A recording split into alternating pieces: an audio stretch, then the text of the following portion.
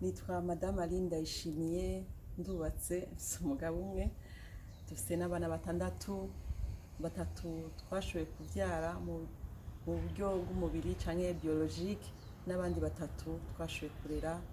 Imana ibahe umugisha. Amen.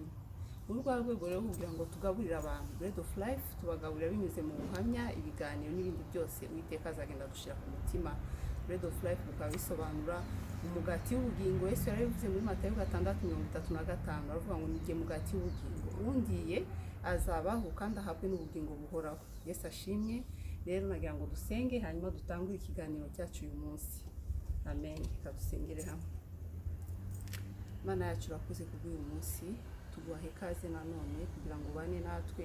Reka ntibibe YouTube gusa, uturinde akamenyero, dore kenshi dukunda kubwira abantu. Duhaye ikaze Mwuka Wera wawe kugira ngo azabane natwe, abaza kureba bahure nawe Mana, bafashwe nabona ubuhamya bifatanije n'ijambo ry'Imana.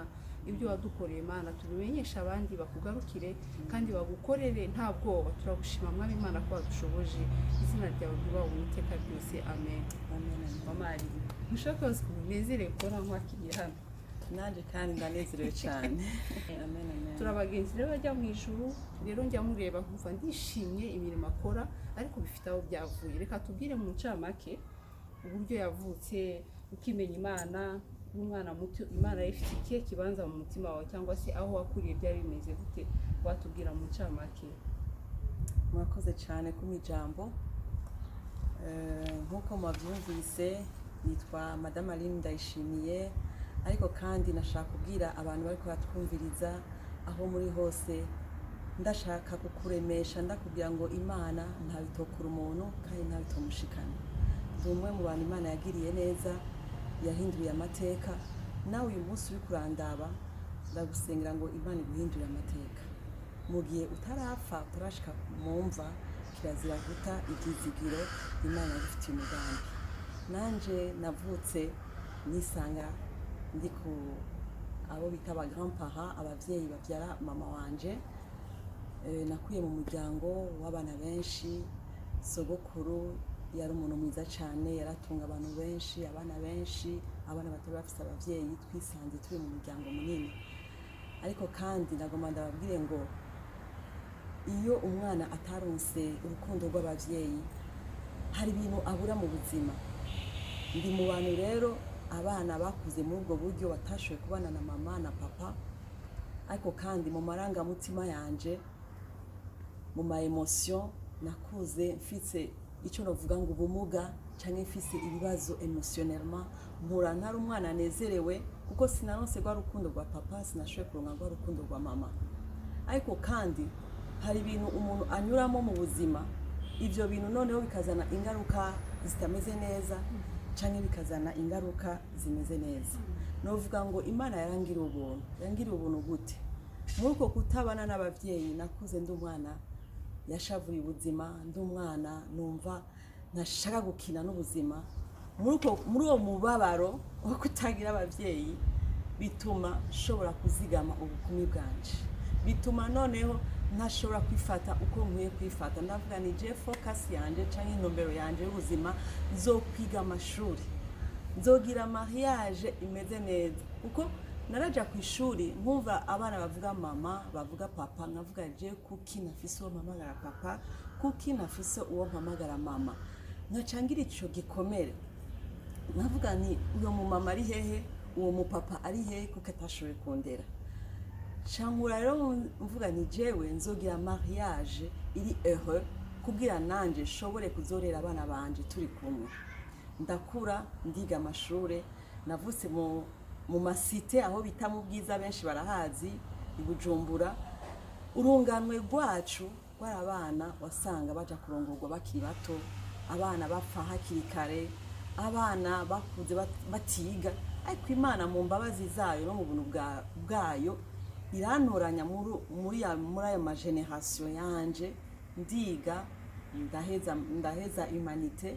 Ariko kandi ngeze mu myaka 19 ndakizwa, ndakira Yesu nk'umwami n'umukiza ku bugingo bwanje. Sinayinzi ico bita data, ariko ndamenya yuko hariho data ari mu ijuru, data wa twese, data wawe aho uri data wanje haleluya Amen. ibyo abavyeyi bo mu buryo bw'umubiri batashoboye kuma canke kunkorera hariho data wo mu ijuru yankunze urukundo inconditionnel, un amour inconditionnel. Urukundo kumbure abatante n'aba oncle n'abavyeyi batashoboye kuma noneho a 19 ans cyane experimenta cyane ndaguta cyane ndumviriza kuri urwo rukundo data wa twese haleluya Yesu araza mu bugingo bwanje Yesu arambera umwami n'umukiza ubuzima bwanje buratangura guhinduka hari ukuronka agakiza hariho no guhinduka amen guhinduka ni processus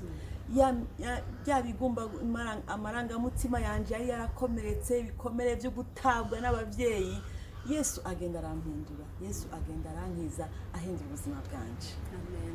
nagiye mbona imana inshoza gupardona ngoma ndakubwira umuntu ahari hose afise igikomere ariko umugabo yaguhemukiye ariko abavyeyi baguhemukiye jewe byamfashe umwanya kubwira nshobore guharira abavyeyi banje byamfashe umwanya kubwira nshobore guharira papa wanje sinigeze ndamumenya byaramfashe umwanya kugira nshobore guharira mama wanje namumenye maze kuba umwana w'umukobwa afise imyaka 12 gutyo ariko rero ivyo byose biva kuki hari abantu bahura n'ibibazo akumva umengo ivyo bibazo ari victime y'ivyo bibazo akumva ntashaka gukira hariho n'abandi bahura n'ibibazo akumva mana ndashaka gukira ndakwifuriza muri iki gitondo uwe muri abo bantu bumva ko sishaka uba umu victime w'ivyo nabayemo mu buzima bwanje ariko ndashaka gukira igihe cyose Yesu yagenda gukiza abantu yabanza kubabaza ikibazo urashaka gukira nawe ndakubajije muri iki gitondo aho uri kuranyumviza urashaka gukira nimba ushaka gukira Yesu araza agusanga aho uri agukize Amen.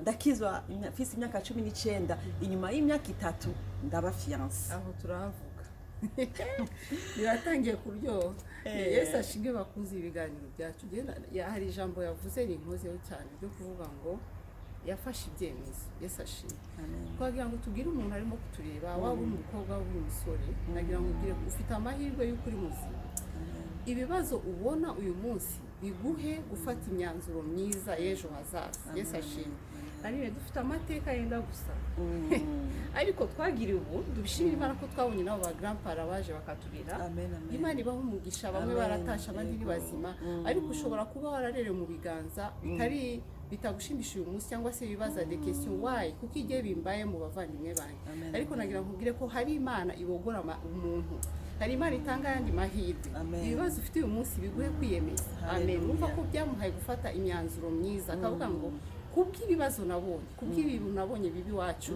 ntabwo nzabyarira imyendaruge ntabwo nzabaho ntakoze ubukwe nziga maramazi Yesu ashimwe wagize neza twagira ngo rero tubwire umuntu uyu munsi arimo kureba iyi video ufata imyanzuro uvuga uti kubw'ibibazo mbona ndashaka kuzova mu iki niki nshobora gukora kugira ngo bitazaba ari cyo kibazo yibaza kuruta kuba victime no guhora urira no gushaka kwihorera birekera Imana twabonye data wa twese Yesu Kristo yaravuze ngo nimusenga mugiye muvuga ngo data wa twese uri mu ijuru ni papa yaraje aratwuzuza yaraje mu rugo rwiza ari naho agiye kutubwira mama Aline uzaza utubwire ku mbabazi kuko abantu bicaye bafite ibikomere igikomere buriya gishobora kukwica cyangwa se kikakubaka Imana ishimwe ko cyakujyanye Israeli niwe yaririmbye ngo shima ko imiruho yanjye yangejeje ku musaraba ikangezaho Imana ishaka rero turashima Imana ko byakujyanye kugakiza ukegera data akakubaka jewe ari ikintu wasabye Imana ndabwira Imana ni Imana ubwo rukundo ntashoboye kuronka mu babyeyi banje ndashaka uzome umugabo ankunda noneho akazoza kuzuza iyo vide papa na mama batashoboye kuzuza ndashaka uzome umugabo ankunda amakeya je nicyo nisabye Imana sinasabye amatungo sinasabye ibiki ariko nasabye Imana imo umugabo amakeya rero ngiye kuba fiance n'uwo mugabo uno munsi ari umugabo wanje by'ukuri ndavanye iyi niyo confirmation umugabo atanga keya umugabo ankunda umugabo anyitwararika umugabo ambabaye niyo sinye canke nico kimenyetso nashoboye kubona ariko nari narabisavye Imana ndavuga ni Imana je nkeneye urukundo nta kindi kintu nshaka ndakeneye umugabo azonkunda. Urukundo ni rwo yagendeye, sinzi icyo wagendeye uwo munsi cyangwa wowe icyo utegereje. Hari abareba uburanga nk'uko nabivuze bakareba amafaranga, ariko muri iki gihe urukundo reka aba ari rwo dutekereza, kuko Imana n'urukundo. Ufite urukundo mugezeyo umuntu agahinduka, urihangana, mugezeyo nawe wongera ukibuka uti niki cyankubiye hano hantu. Nabonye mu rugo iyo mugiye kubana umugore n'umugabo burya niyo ntango canke niyo debut y'ukumenyana hagati yanyu. Burya muri abafiyanse ntabwo muba muzinanye, ariko mugiye kubana noneho ari amarangamutima y'umwe y'uwundi, inyifato z'uwundi, noneho mugenda muradekuvurana ku munsi mumenyana.